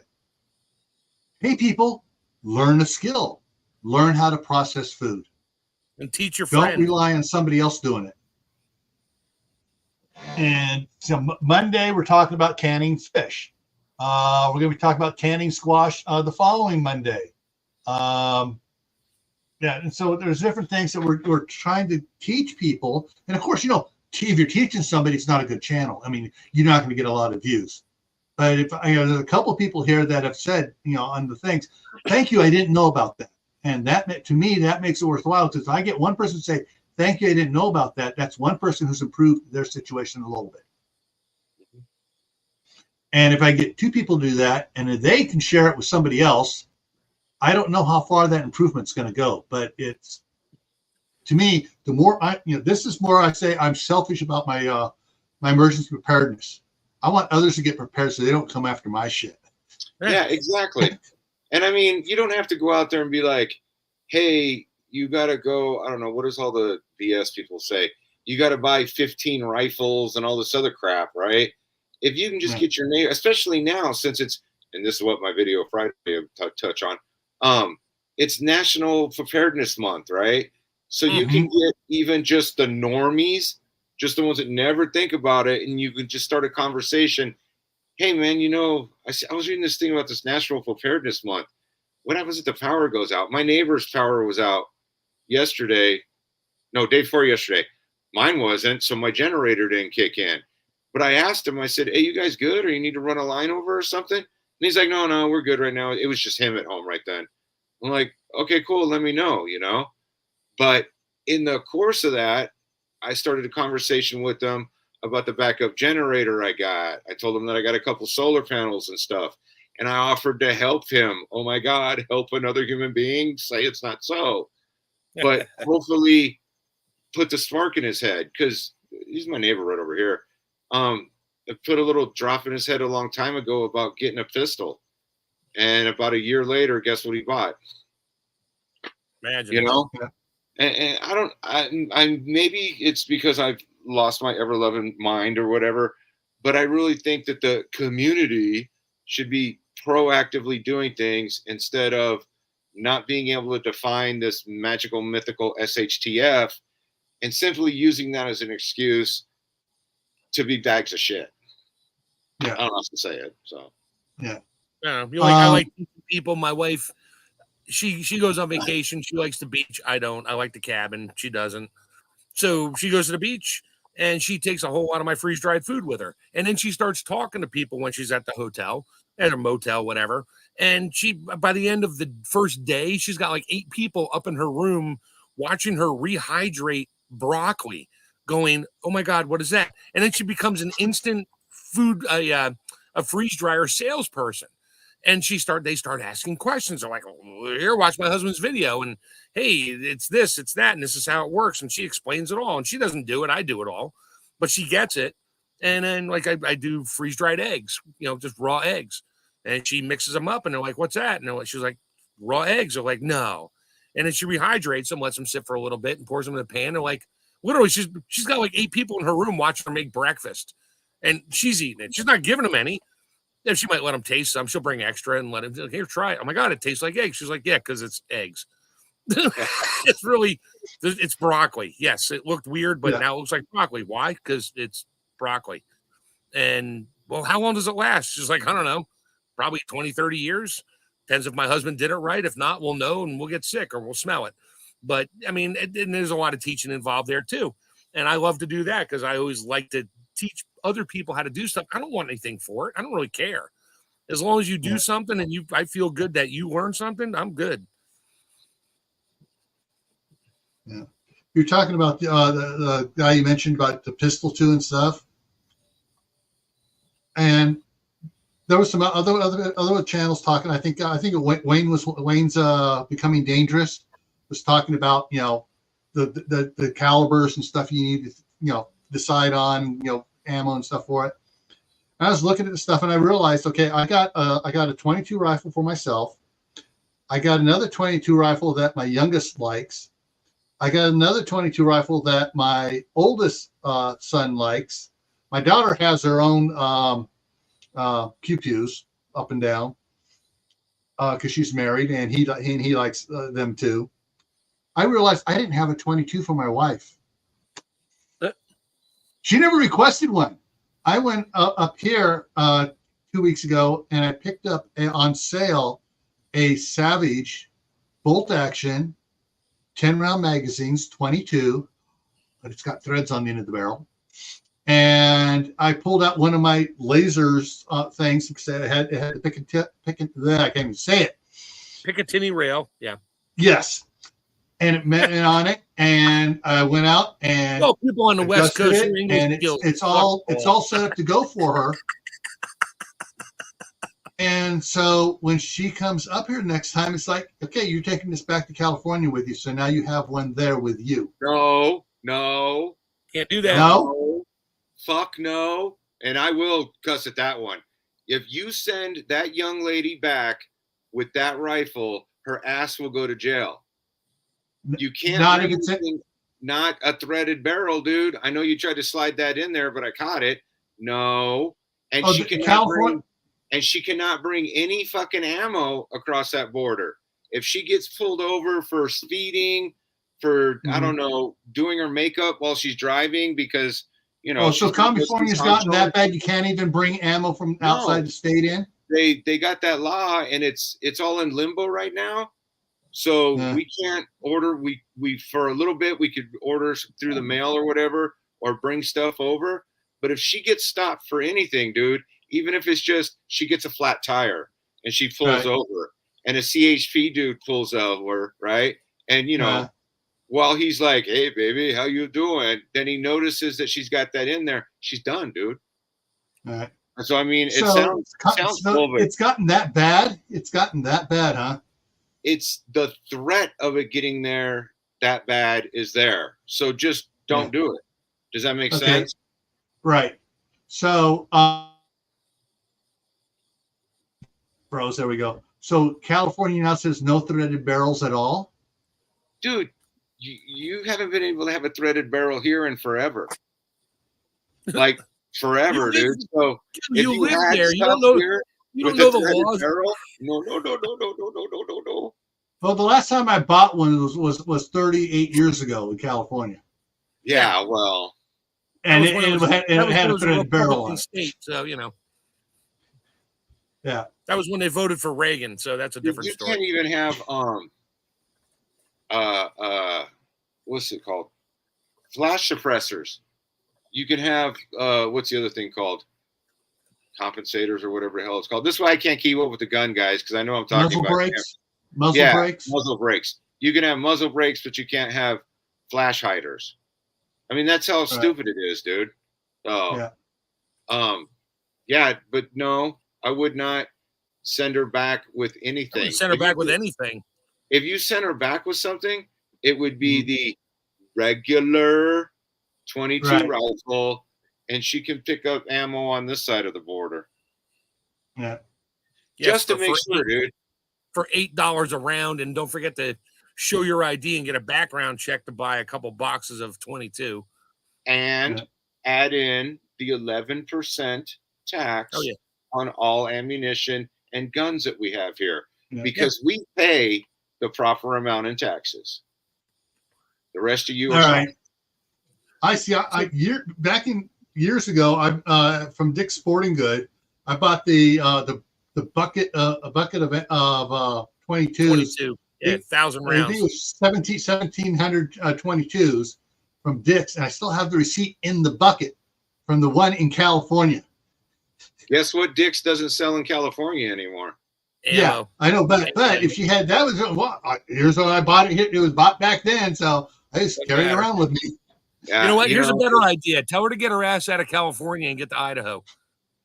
And then that just made your life so much easier. Yeah, just get the hell out. No, because I want Gil to be on this side of the border when they close. No, not happening. No, he was in that northern commie land of California. So yes, but I want to watch his live streams from behind the lines when they shut down the border. I should have stayed in Idaho. But I don't want to be sitting here on the East Coast as the earthquake hits and watch California slide off into the Pacific Ocean.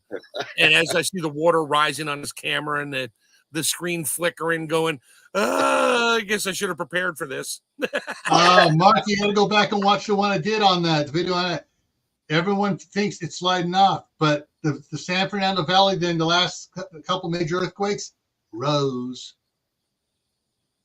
It's not sliding away. It's but everything that goes up has got to come down. It's just a matter of how many millions. But see, the continental plate is going underneath the Pacific plate, and the coastline is on the Pacific plate, so it rises up.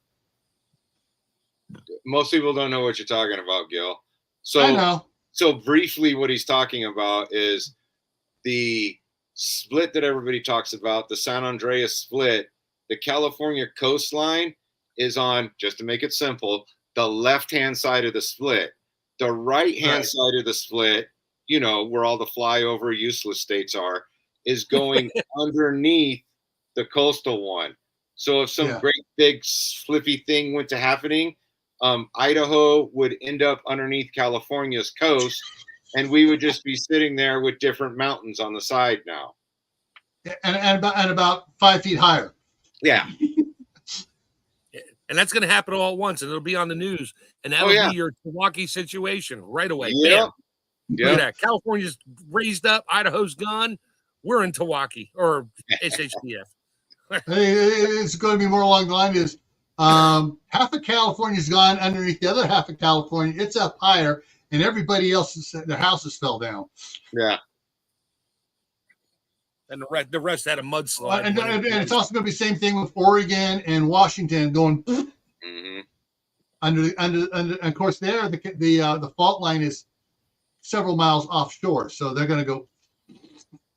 They are actually going to fall off because they're going underneath.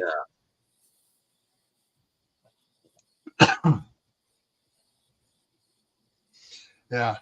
But I mean, it's the thing is, as far as like Steve's saying, get off your derriere, share the information, do something yourself, make your situation better, make your neighbor's situation better, make your your extended family situation better, and don't just talk about it and wait for the magic beep, beep, beep, beep, beep, beep, beep. Oh, sorry. Wait for the magic bleep, bleep, bleep, bleep to happen. You know, you don't want it to happen. You want, you know, this is a prepare for the worst, hope for the best, and yeah. But still, I would love to have an Amish community up here near me where I could get my son-in-law and my daughter over there to work with them and learn how to do things the Amish way. Because if the grid goes out, they'll let you work with them. Not all. Yeah. I got a lot of Amish communities up here in PA, and yeah, some groups will, some groups all the won't. Friendliest ones in the world. Yeah. Yeah, but some groups don't want to teach. Some groups do want to teach. It depends what your local Amish community bishop says. Hey, Gil, I got to get out of here. I got to get little ones to bed. We got school and stuff going in the morning. So, yeah, Steve. All right. Everybody stay safe. Have a good one. All right. Take care. Turn on CNN for the most accurate news when SHTF happens. Nah. Yeah. Yeah. That just made me think of something. What was that name of it? Deep Impact, the movie Deep Impact with Robert Duvall and the others on it. The main female character, she worked for MSNBC. And it was in MSNBC offices and the MSNBC helicopter. MSLSD? Yeah. Yeah. Yeah. All right. Yeah. We're coming up on midnight Eastern time here. Wow. Time flew. Wow. We've been going for like almost 2 hours. Holy crap. Yeah. Tomorrow, tomorrow on Camp Patton Family Compound for Friday Night on the Homestead, the topic is food processing skills. We're going to talk about which skills you should learn first and then add to those skills because it's, building blocks. Saturday back here for Survival Saturday, we're going to talk about goats for preppers. Another way to improve your situation, if you can. If you can do it, is what I meant. Monday on Camp Patton Family Compound is canning fish. And most people are going to go, ew, canning fish. Hey, eat tuna out of a can. Come on. Yeah, exactly. Tuesday for Tactical Tuesday next week is items you might have overlooked in your prepping. There are items I've talked to groups and listening to them and say, what about this? They go, I never thought of that. So we're going to talk about stuff like that on Tactical Tuesday. And so that wraps up for what's coming up the next week. If you have a suggestion for a topic, either for Grayman Prepping or for Camp Patton Family Compound, please use this email and just send me suggestions. I just had a couple more suggestions for topics in the mail today. But on this, before I wrap up on this, before everybody ducks out, the person I was emailing back and forth with for the topic tonight, a couple of days ago, she sent another email and it says, make a plan for the collapse of the Chinese economy as part of it. It was one part of this. And I've seen several other channels talking about it. There are businesses and factories in China that are suffering because they've overextended certain things. They're closing for many reasons and stuff. There's this one town that was supposed to be the ideal thing, and they built all these big apartment buildings, the ghost city. Big apartments, not little apartments, big apartments. Ghost city. Yeah, it's a ghost city now. And so there's a lot of stuff. And she was talking about a bunch of different stuff going on here. Return fraud is big business. Companies are tracking this stuff. Too many returns, then they cut off returns and terminate your account as a buyer. stuff like that for online stuff. And there's all these different things because of stuff in China. The merchandise coming over here, people are getting, oh, this is crap, and they're returning it to online place, not just Amazon. And she's talking about Temu and Shin and several other ones. She's talking about stuff, and she's stuff is getting worse, and just it's getting really bad for the products coming over, and that's going to cause an effect to companies here in the U.S. that are buying stuff from there and selling it here, Harbor Freight, and others. So so there's things like that even if it's not us, the U.S. who tips worse, it could be another one. I just saw a video on who has the which 5 countries have the most debt. Of course, the U.S. was number 1. I can't remember the order, but Japan was in there. China's in there. So China's number 2. China was number 2. Japan was number 3. I think Australia. Australia? I'm not sure it was Australia. Australia may be in the top 10, but this was the top 5. The last video I saw, and there's a European country. No, 2 European countries. Who's debt. England and France. Maybe. But I think France was one. No, it wasn't France. I got to watch that again. Anyways, but I kind of just looked at it. Oh, crap, that's interesting, and I just thought I filed enough information away on it. But yeah, so there are, like she was saying here, for tagging on to it. We'll probably talk a little bit more about this part about collapse overseas, and so I'll pull up those other informations on it here. But yes, that's that could be another problem. Another thing that can cause problems here is not our economy collapsing, somebody else's economy collapsing. So anyway, so that's what's coming up here. I want to thank everybody for their comments in the side chat. Oh, Kaylin said she dehydrates. Yeah. So everyone, stay happy no matter what life throws at you. Stay safe. Don't go out and do anything foolish. Keep adding to your preps. Water, food, medicine, clothing. Those are the 4 main ones I would put onto you every time. Make sure you're up on that. Learn a new skill every month and grow food. I mean, I live in a subdivision. Grow food. I rent a house. Grow food. If the backyard is something you get permission. Can I put a small garden in? Or if not, container gardens. Got a balcony. Grow food. Yeah. Yeah, that's what Kaylin does. Kaylin's in an apartment, 2nd, 3rd floor, but she grows off her back. She even on her north side balcony, she grows food. And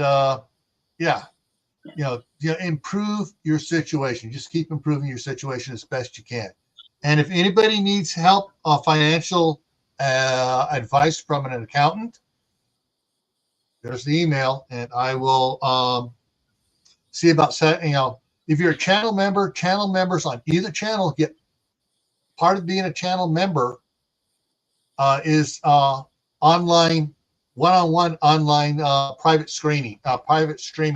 So you can have a private class. All right. So that's part of the thing for being a channel member, especially here on this channel. All right.